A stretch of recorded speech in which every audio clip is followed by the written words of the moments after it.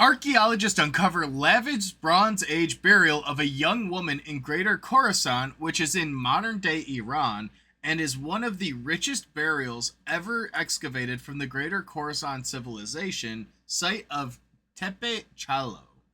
Yep. This is a place with some very fun names.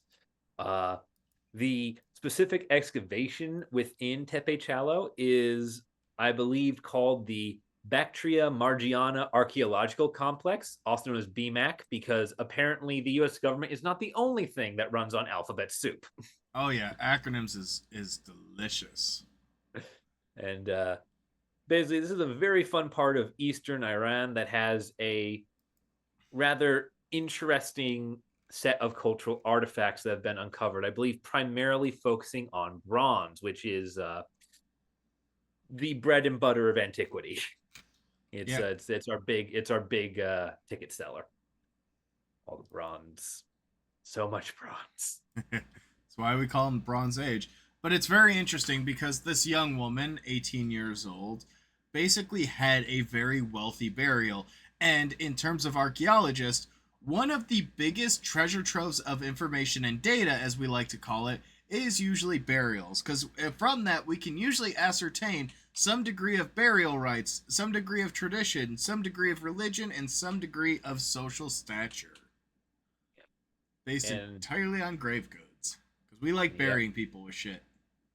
yeah, and this is ridiculous level of grave goods of like some of the sketches of the various pins which have hands holding detailed flowers like articulated hands are very difficult to do. There's a reason why AI cannot draw them at the time of this recording.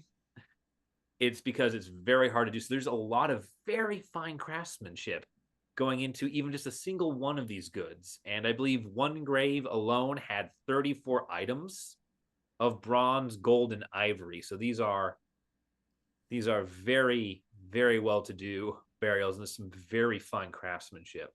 And what I think is very interesting is the fact that Dr. Vadati, who is the lead of this excavation, really is looking at this culture where it has previously been seen in certain regions of Turkmenistan, Afghanistan, Uzbekistan, but it really hasn't extended to these eastern parts of Iran until now. Yep. And what And was sorry. once a newly recognized civilization is now a major cultural horizon in this region, which is incredible. Yeah, because one of the things that's been recognized with where this site is located is that it's one of the earliest towns on one of the first segments of what becomes the Silk Road from China and India into Europe. This is a very, very prosperous trade route for about 4,000 years. Even And so, just this town being there, putting that context into place. well, and what I think is truly fascinating is it basically bridges the gap between the Indus Valley and Mesopotamia as being hotspots for cultural horizons and cultural civilizations. So to have something smack dab in the middle is truly monumental. Yeah. Yeah, it is. And that's a big part of like, you've got these two big things. Everyone just said, oh, they went from one to the other. Well, what about the people living in the middle? They're gonna get rich off of it and they're gonna do their own damn thing. Well, and this is the thing that I really like about archaeology in the field, and it just goes to highlight like three main topics.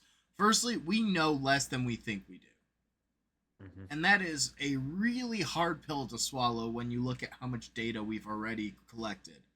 Two, it just goes to show that despite what we think is common knowledge, there's a lot of stuff that still remains to be found, and who knows? Like to be able to find an entire civilization like that, which um, the archaeologist had proposed the term the Greater Khorasan Civilization, referencing the name that had been given to it in late antiquity, is incredible. And then three, it just goes to show that there's large swaths of land that has been very understudied for what's out there, and we have no clue what actually is still out there. Yeah.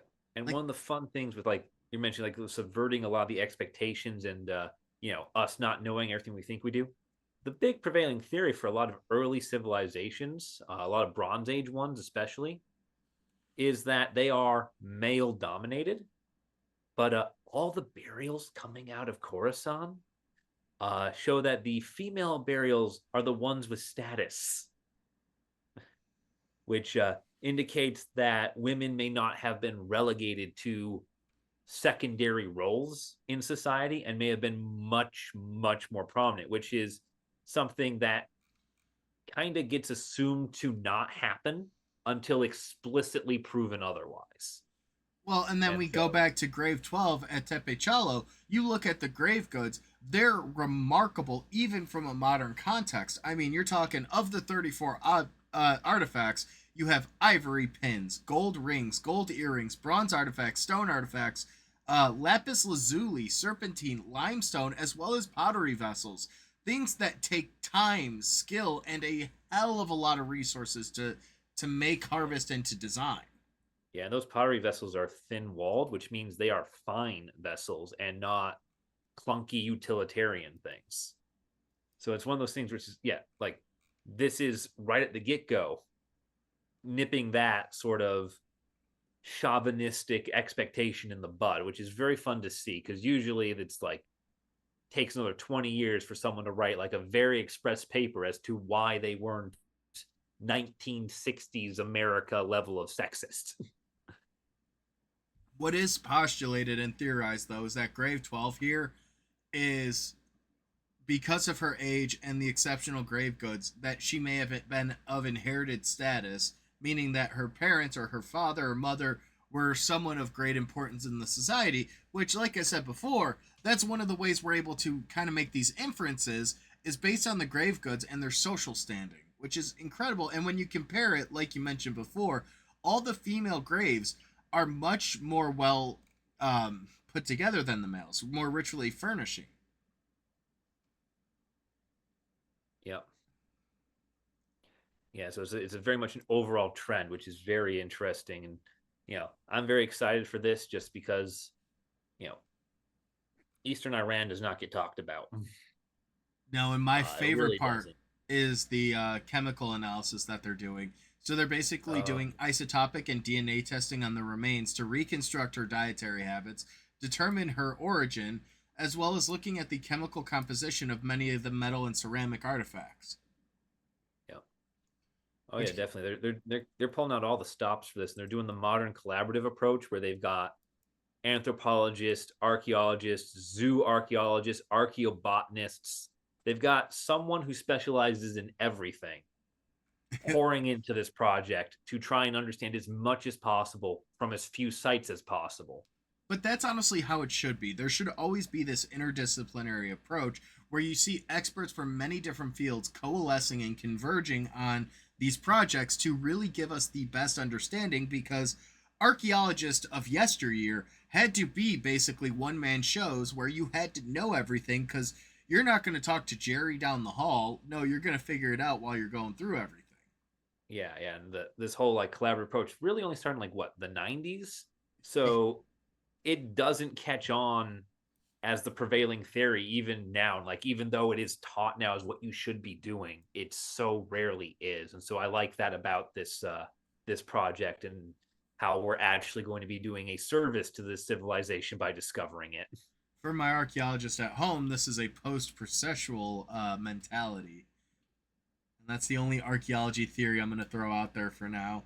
But this is a really cool site in an area that is oftentimes kind of isolated from Western thought, and they're still doing great work and great research.